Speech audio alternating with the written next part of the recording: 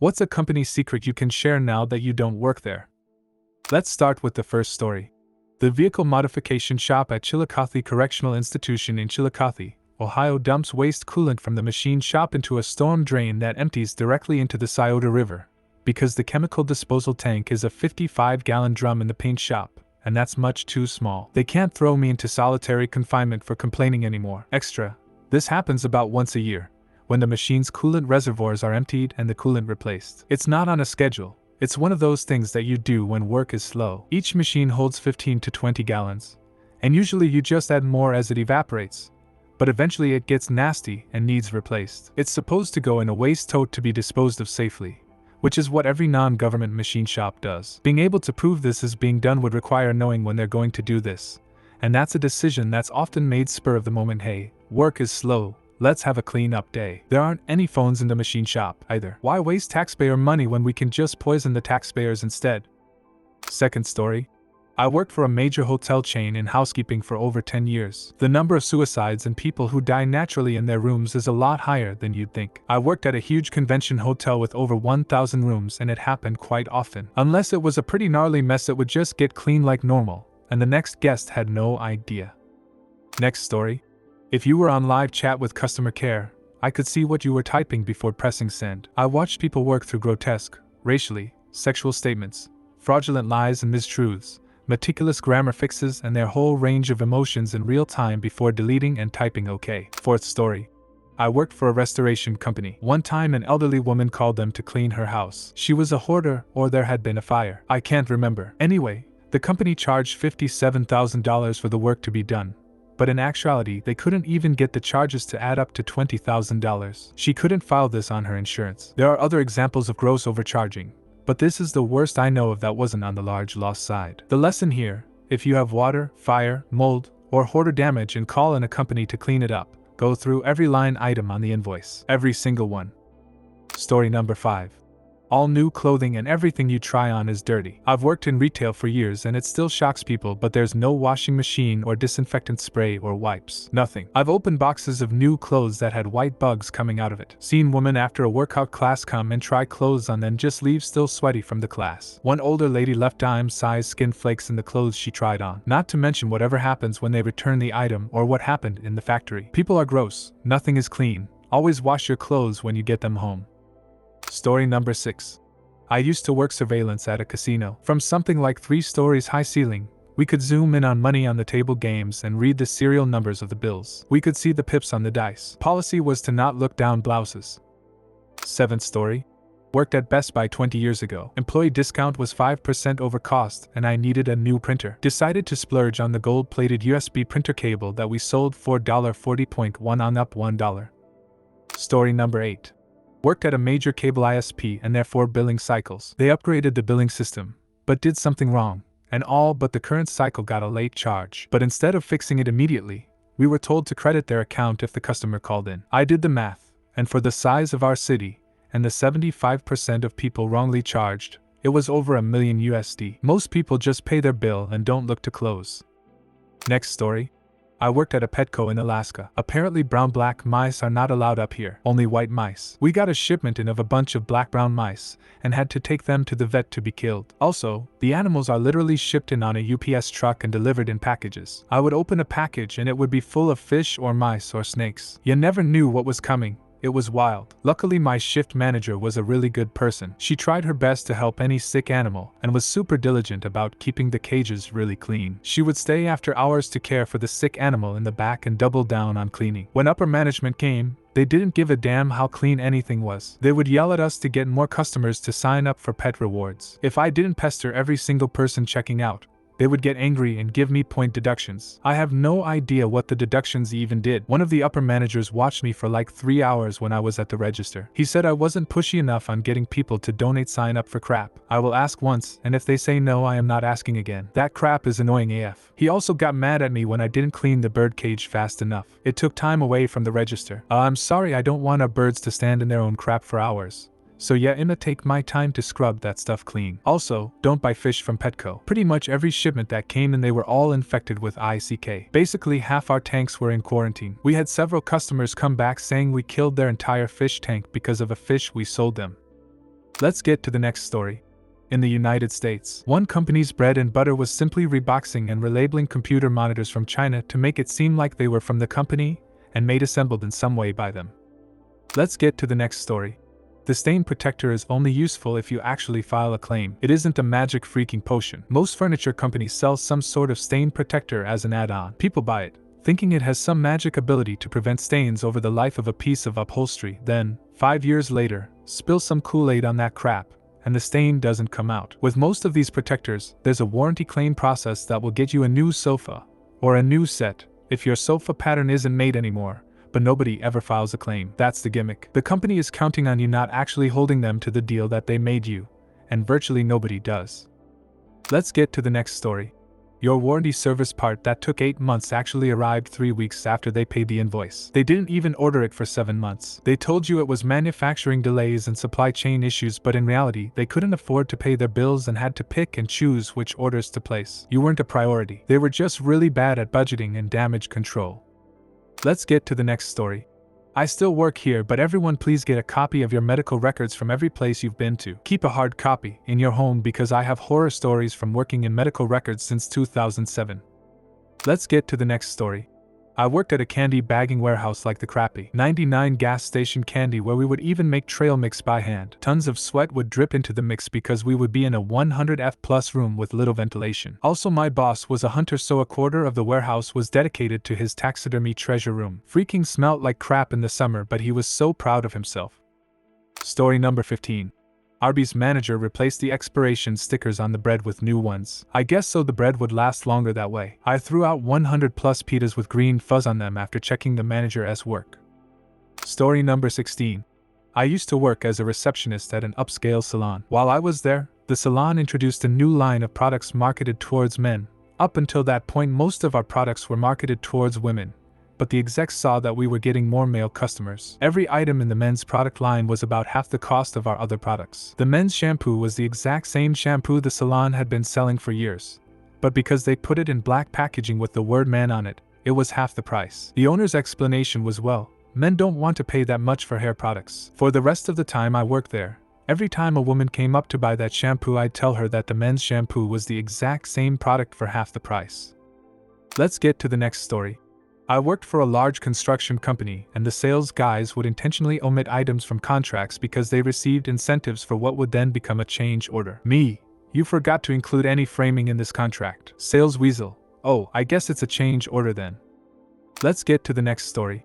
I worked at a comic book store that offered a service where you paid a small premium to have sent in rare comics to have them graded at CGC. A few months later, we had many customers coming in to check the status of their comics. We contacted the owner to see what was going on, and he would always claim that there was some distribution problem. Fast forward a few months, we found out he was taking customers' graded copies and selling them online while trying to return back-issue versions of their original comics. Let's get to the next story. One of our best restaurants in my town is locally famous and everyone goes there. They say everything is homemade. The thing they are famous for is the hot beef sandwiches, with homemade potatoes and gravy, and the fish fry. The fish fry they also have during the week listed as an entree called the cod platter. It is instant Cisco brown gravy mix and instant Cisco mashed potatoes. The cod is only fresh and fried on Fridays. If you order it during the week, it is frozen breaded Cisco fish fillets, aka a blend of random fish shaped into a stick. Next story. The difference between the high-quality deli meat sold at Man's and the regular deli meat sold in other grocery stores is that we changed the label. We would literally stop the production line, wait for the guy who ran the label machine to swap them out, and then start it back up again. Story number 21. Inbound call center. There is no such thing as a silent hold. You are on mute. We could still hear you, but this isn't done maliciously so we can listen in. We had targets for hold time, and putting you on mute instead used zero hold on that call and brought the average down. Sometimes we were asking a colleague for input. Sometimes we were avoiding an awkward silence while the computer took forever to load. Personally, I did it a lot because I can fix your issue count easier when you're not yapping in my ear with stupid questions. And also I might want to call the last person you spoke to some very bad words for messing it up or bullshitting you in the first place. Next story. Worked at a American Toyota dealership in the body shop for 12 years. We would throw away literally everything regardless of the environmental impact. Car paint went straight to the dumpster. Radiator fluid down the drain. I even saw someone put oil down the drain a couple times even though we had barrels for it up in the service department. The only thing we saved was old car parts which the boss then sold to scrapyards and pocketed the money. The painter didn't ever wear a mask either. He is around 60 and still kicking despite 30 years of painting without a mask somehow. Next story. I'll say it. A place similar in name to Past Face Urgent Care, at least in the region I worked at, banned their front desk from informing customers that they have a credit balance to use toward their services and still required us to charge customers the full price on top of what we already owed them. Some accounts had like $500 of call pay that should have been refunded but weren't. I was actually reprimanded for applying the credit balance, because despite finance agreeing my method was correct, the regional manager said it was not a good look for the company and hindered her profits. Story number 24. Ford parts from Mexico are way more reliable than Ford parts from Detroit. I worked in Detroit, and we had some customers who were fussy about us always doing repairs with Michigan parts. But when we had a problem that wouldn't stay fixed, we would always secretly switch to the Mexican parts, which did solve things. I was a prison guard a decade ago, and we installed some facial tracking software in the surveillance cameras. One of the inmates panicked while cleaning the unused solitary confinement cells, which is usually a desirable job. It's easy as hell and nobody pays attention to you, and he insisted that he be moved out of that job because there was a ghost. The ranking officers decided to check the new cameras, and the security software claimed it saw a face behind the inmate at the same time as he was visibly startled in the camera footage. We're all aware there are mundane reasons why a new facial recognition system would think it saw a ghost, but since the inmate and the security software both thought there was a ghost, it was decided that the inmate should be immediately transferred at no penalty. Next story. If you wear single vision glasses, you likely paid hundreds for your glasses. The lenses cost literally pennies. Where I used to work, a single lens with a scratch-resistant coating costs something like 25p. The high costs are the edgers and blockers, which trace the frame and help position the lens correctly, that cut the lenses. An edger and blocker can cost more than £30,000 for a barely mid-range one. Also, a lot of optical labs dump the waste down the drain, an immense number of liters of microplastic contaminated water going down the drain. Let's get to the next story. Right around the same time a major retailer had its largest warehouse burned down, it fired a huge number of its store managers under the guise that their stores were experiencing unusually high theft rates of 2 million plus after its annual shrinkage report. They fired my store manager and tried to tell me that we had a near $3 million shrinkage. I spent 12 hours with a full crew of salaried managers trying to locate the missing items within the store. I'm talking full-blown arcade machines, furniture, etc. We found nothing outside of a display the counting crew missed. The warehouse was burned down within a week or two of this. They're still filling in some of these store management spots. Story number 27. I used to work for a rural ISP. We had one access point with 13 customers, but only 12 IP addresses provisioned. This means only 12 out of 13 people could be online at any one time. Anytime a customer called from that service area, we'd log in and reboot the tower's radios, kicking everyone offline to force DHCP renewals. It always meant whomever was calling in was able to get an IP and get online. But we knew that if all 13 customers wanted to be online at once, we wouldn't be able to service them. I brought it up with management, but they deemed it too expensive to address. I explained that it made us look like a fly-by-night shady as hell outfit. Since it was a rural ISP, I knew I'm not just talking to one person either, I'm talking to him, his wife, dog, kids, priest, and 5 buddies from the coffee shop. Make a bad impression on one person and you might as well take out an ad in their local paper calling the whole town a-holes. I handed out a lot of free months of service working there, and would often make the point credits aren't revenue for justifiability angry customers. Next story. If you get cold calls or sales calls and you live in the UK, saying remove my name or remove my number does not work, as we will literally just remove the data you asked us to remove. Companies can keep hold of any information they have, as you have not asked them to remove that information. If you ask them to remove all of your details, however, by law, we have to delete every piece of data we have on you. For reference, I worked in a call center for life insurance, and people would apply online for a quote, receive a call from us to confirm their information, and we would pass them through to a life insurance consultant. Everything we did was legit and legal, we just had to follow GDPR regulations. Let's get to the next story. I don't think it's a bad secret at all, but back in college, I delivered pizzas for Papa John's. The store manager must have had an undiagnosed case of OCD or germophobia or something, because every night, he would assign someone to do the cleaning duties, mopping floors, double-checking expiration dates, throwing away expired stuff, etc. And every night, he would absolutely lose his temper and berate whoever was doing the cleaning. They were going too fast, they weren't cleaning everything, whatever. After that, he'd always take over the cleaning himself. He was amazingly picky about the cleanliness and food quality. Expiration date is 3 days from now? Damn it, I'll order more. Throw that crap away, we're not serving it. He would also go out of pocket to buy special cleaning products because that worthless crap that corporate wants us to use doesn't get the job done. He also went out of pocket to hire some kind of specialist to clean out the fountain drink dispenser, ice machine, and all that stuff. The machine needs to always be as close to brand new as possible. One standout moment for me was when he reduced a cashier to tears by hollering, "Would you eat off this floor? No? Then it's not clean enough." He wasn't telling her to eat off the floor. He was just making a point. After we'd closed the store, he'd kick all of us out, lock up behind us, and stay until something like 2 a.m. cleaning the place. You always knew when he closed because you could smell the chemical scent still lingering in the air. The end result of this was the store, the food, the equipment, and the facilities were always in squeaky clean condition. Customers, somehow, picked up on what a perfectionist the store manager was and bought from us all the time. Because there's a lot of peace of mind that goes in with knowing your food was cooked by someone willing to throw ingredients away before the expiration date, stay in the store until God knows when cleaning everything, etc. The true irony was how much the boss hated himself because he didn't think he was doing a good enough job to run a clean restaurant with fresh ingredients. It didn't matter how many compliments he got from customers or how many service industry veterans said they never worked in a place as obsessive about freshness and cleanliness as his Papa John's store. He was convinced his store was still a filthy barn. Eventually, he got promoted to some kind of higher-level corporate position, district manager, that required him to visit other stores and make sure they were all up to spec. The end result of that was a lot of stores in this area all improved seemingly overnight. Story number 30.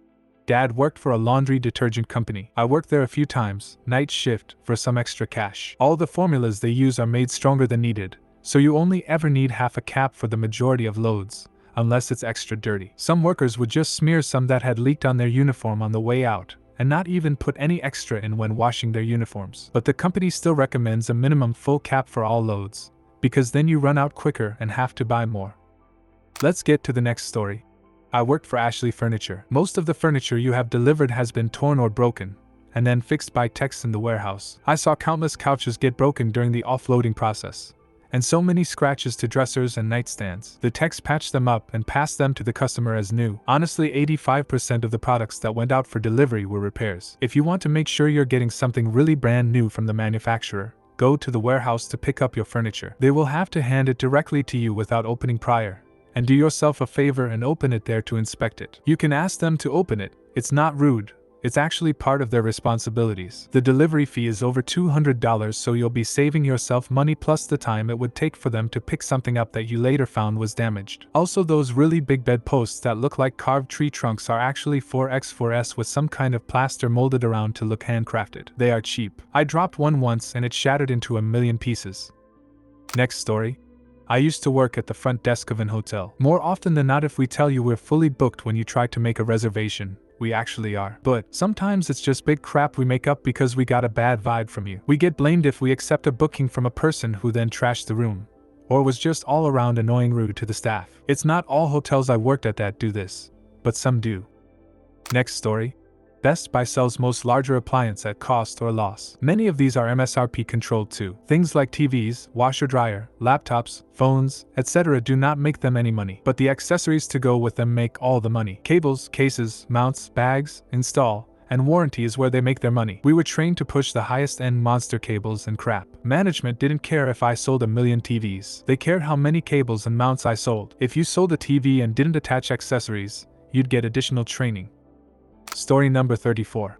I worked in the seafood industry for many years. 2 things immediately come to mind. First, don't ever buy the pre-marinated cuts of fish that are sometimes for sale at the counter. Those are cuts that are about to turn bad, or already have, and the marinade is only there to mask the poor quality and smell. Second, more of just an FYI, but a lot of the fresh lobster meat you see is made up at least partly from dead and dying lobsters. Tanks and crates are checked daily, sometimes more frequently during the summer months, and the lobsters that croaked overnight are cooked and shucked for their meat. If you see a lot of straight tails, steer clear. Let's get to the next story. I've worked at Petco and PetSmart, and both are pretty terrible. I was a groomer, so I had things like benefits, but the amount of people who would try to hide injuries to a pet was shameful, including upper management. They are mostly groomers trained by Petco and PetSmart. If you want a mass-produced grooms by people who hardly care, then it's fine to go there. But in my experience, at least in a big city, they care less than other groomers. It's also lucky if you get half the services you paid for, and none of them work like they claim. Let's get to the next story. I used to work at Skipper's Fish and Chips in the 80s. One of my responsibilities was butterflying the fish fillets to prepare them for batter and breading. I always picked out the parasites and lined them up on the edge of my cutting board. I was fully aware of coworkers who would not bother and let the parasites pass all the way to the dining room table. Many years later, and knowing full well what to look out for, I plucked a parasite out of my fish while having lunch at Spud's Fish and Chips in Juanita, WA. Hey, thanks for subscribing and liking, it really means a lot to me. While you are here, feel free to hop on over to the last video. See you there. Ronnie.